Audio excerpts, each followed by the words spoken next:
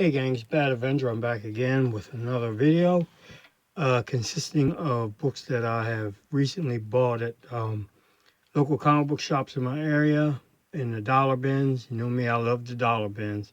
And the second part of the video is books that I've had in my file cabinets and in my own boxes that I'm converting to Mylar. So I wanted to show a few of those. Starting with the dollar bin books, Ultimate Vision #0.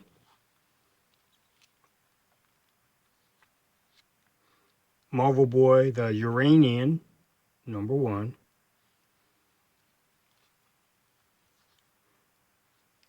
White Tiger, #4 of 6.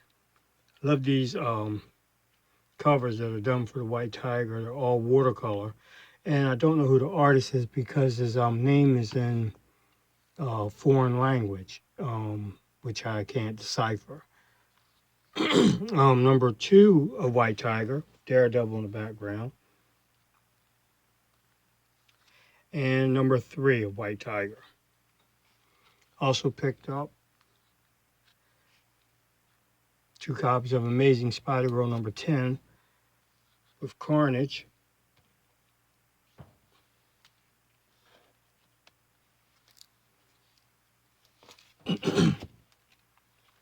Now these, if you can find these in a dollar bin, I would advise you to pick them up.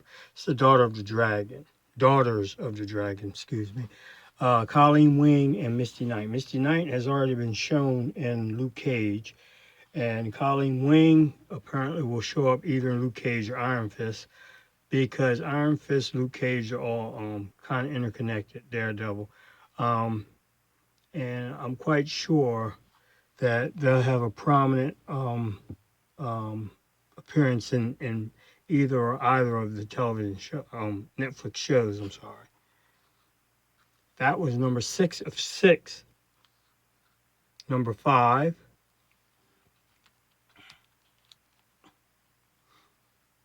4.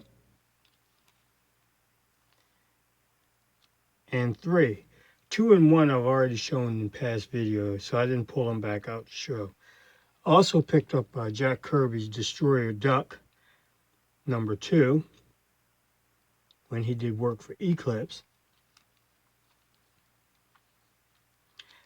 Will Eisner's John Law the Detective, which reprints 1940 run of this comic, but it's been recolorized. Now, Alex Ross, if you're an Alex Ross fan like I am, you can't miss going into his work when he was doing covers for Dynamite. Apparently, when he was working for Dynamite, he was doing quite a bit of work. I mean, he's almost exhaustive of all the work that he's done in Dynamite as far as covers were concerned. If you're a big fan of Alex Ross, go to your dollar bins, look up Dynamite Comics. You'll possibly find that almost every last one of the covers are done by Mr. Alex Ross. That's Masquerade #4. I love this cover. Masquerade #2. This book is a mystery to me. I can't find it anywhere in either Comic Realm or Comic Price Guide. It's not showing up. I don't know. The reason I wanted to check was because of the coloring of it. I thought it might be a variant. This is Tomb Raider versus the Wolfman, part 2 of 4. Okay. This book caught me off guard a little bit. Secret Origins #9. I almost didn't pick it up. I picked it up and flipped through the book and found out that it has a retelling of Power Girl's origins from the New 52. So if you're a Power Girl fan, you might want to try to find this book due to the fact that it tells of her origin as Supergirl on Earth 2 of the New 52. Picked up another Valor, even though I'm not really fond of this series. I didn't like the fact that they changed Mon-El to Valor at the time. I wasn't too fond of. I mean, I got it because it was a #1 issue and it was 50 cents. The last issue of Salvation Run with Lex Luthor on the cover.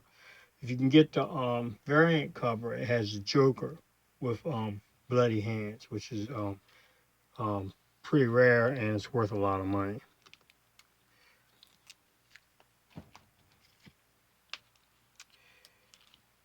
Wild Dog #1. Picked this up in a dollar bin. Well, at this local comic shop, all the dollar bins were 2 for 50 cents. This is a prime example of a book that got hot for a hot minute and then decided to go back down. Even though he's a character on Arrow show, you have to really be discerning on what you pick. Just because a character shows up in the movies or on TV does not mean that book is going to be gold. This one is a prime example. I mean, it's worth a little bit of money, but not what people were expecting it to be. Picked up another copy of Justice League Unlimited #29. Picked up another copy of Superman 81. This book is kind of weird because I don't know what's going to happen with it. Apparently, it might jump when the Justice League movie comes out because Superman is in that movie in the black costume. If you have this book, hold on to it. Might be a good quick flip if you decide to do that. If not, I mean, it's just a beautiful cover by Dan Jurgens. And it's worth at least picking up for just the cover alone. I just like the majestic look of Superman coming at you. Also picked up a 50-cent copy of official adaptation of the movie of Batman Begins. Like I said before, I like collecting white covers of the DC books at this time. This is Superboy #3. Superman #709. This book I picked up because of the YouTube variant where they do like videos of how strong is Superman, or how fast is the Flash, or who is the strongest DC, or who is the strongest Marvel character. And Variant had did a thing about how fast was the Flash, and it had pointed out that for a time Superman thought that he was as fast as the Flash, and he made a remark to Flash in this issue about the fact that he's almost as fast as he is, and whenever they raced that, they were almost always neck and neck. And Flash told him, basically, didn't you know I was just joking with you? He said, I could perceive things in a nanosecond, or even faster than a nanosecond. I don't know the term for it. And all things, he can be everywhere at one time, and it kind of humbled Superman because, like Superman thought he could match his speed. And truth be told, Flash is so fast, it's ridiculous. I mean, it's almost beyond comprehension how fast this man is. And side note, in the Variant YouTube videos, they even stated that Wally West is even faster. Well, pre-52 Wally West, or the Wally West that just showed up, is actually faster than Barry Allen Flash, because he fought the Black Flash, and the only way to destroy the Black Flash, he ran so fast he ran back in time to apparently the Big Bang and escaped from it, whereas the Black Flash couldn't escape and he was consumed in the Big Bang. Word for thought. Here's another white copy. Weird Worlds #1, Lobo on the front. Picked up annual Ms. Marvel #1. Greg Horn cover. Ultraman Tiga #3 of 10.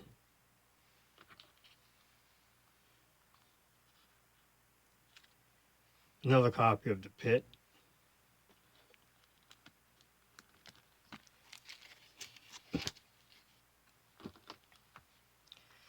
Picked up another copy of Cyberforce #1.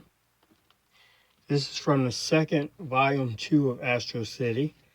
Kurt Busiek's book. This is the first issue of that book. This is issue #2 of the first series of Astro City. All of these are Alex Ross covers.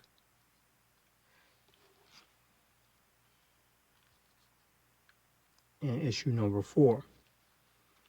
All right, that ends my dollar bin books. These are books that I've been digging through my file cabinet, and my boxes, just pulling out to convert them to Mylar because they were in poly bags um, for years. Yeah, all these books I bought straight out the store um, back in the day. All-Star number 25, Infinity Incorporated, first appearance of Jade, Nuclon, Obsidian, I think Brainwave Jr. It's a good book to have. It's worth a little bit of money. This is my Zatanna run, Zatanna number 1. Number 1, second print. Number 2.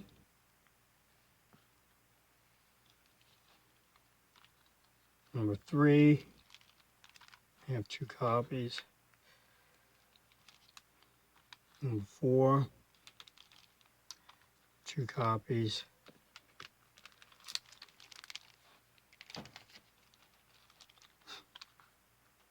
Number 5.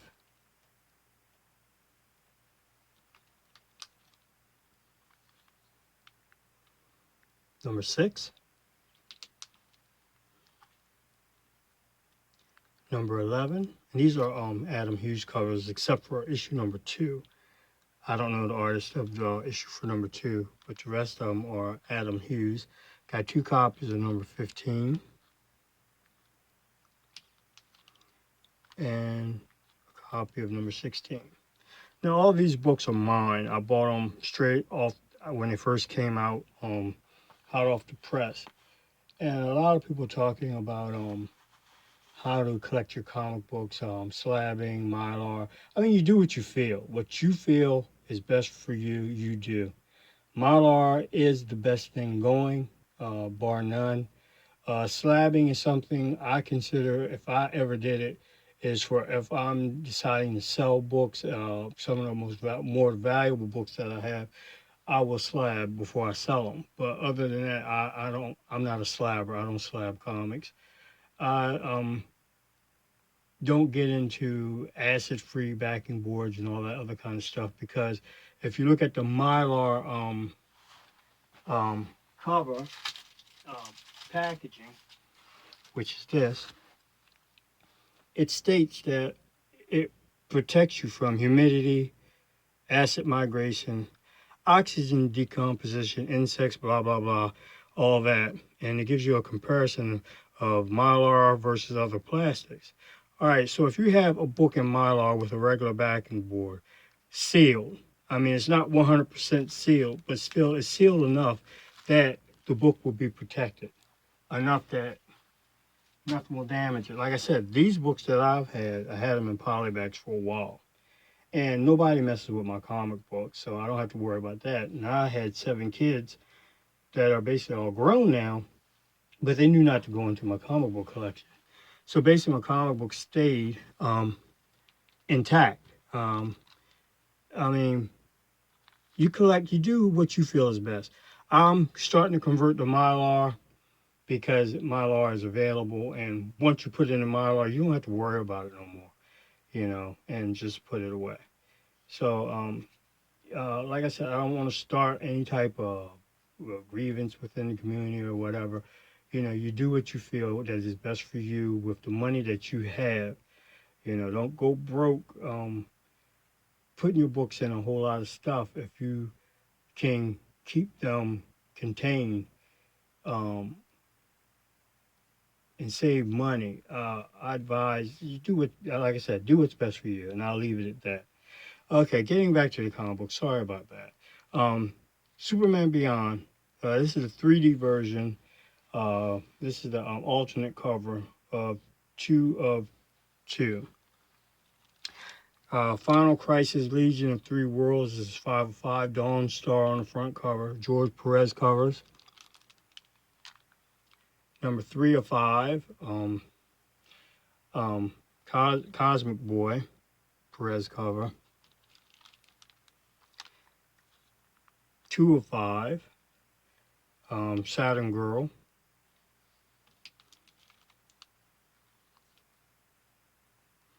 Number 1 of 5. Lightning Lad. Now from Final Crisis Revelations, I have Batwoman. This is issue number 3.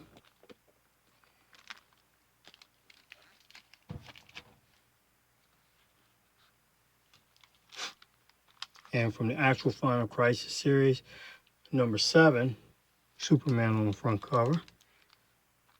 These are the alternate covers from the actual book.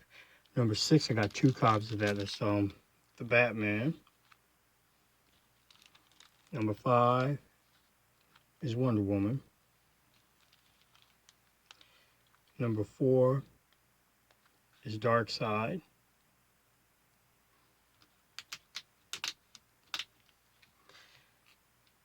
Supergirl, I think, is number 3. I thought I had it, but apparently I don't. I have to look around for it. Number 2 is The Flash. And I got 2 copies of number 1, which is Green Lantern. This book isn't worth anything, but I did it anyway because of Poison Ivy. She's starting to rise in prominence. She may not get as far as Harley is, but stranger things have happened. This is the last issue of Batman Adventures number 36.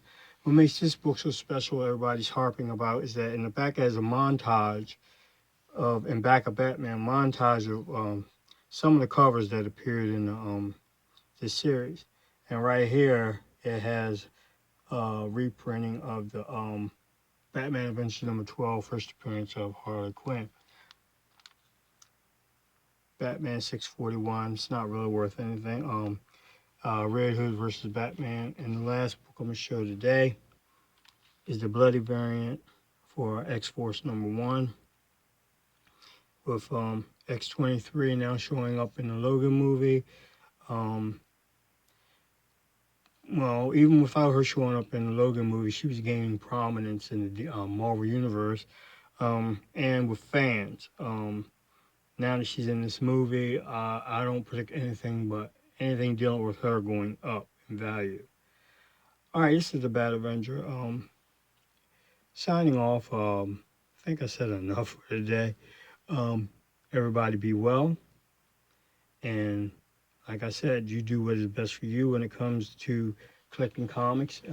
Don't make it a chore. It's a hobby. Have fun with it. I mean, don't stress out over things. If you can't afford certain things, you can't afford it. I mean, like I am, I'm more of the like I said, I go through dollar bins, 50-cent bins, $5 bins. I'm not built like that where I can send books out and have them slabbed. I can't fathom that with me. It wouldn't be cost effective.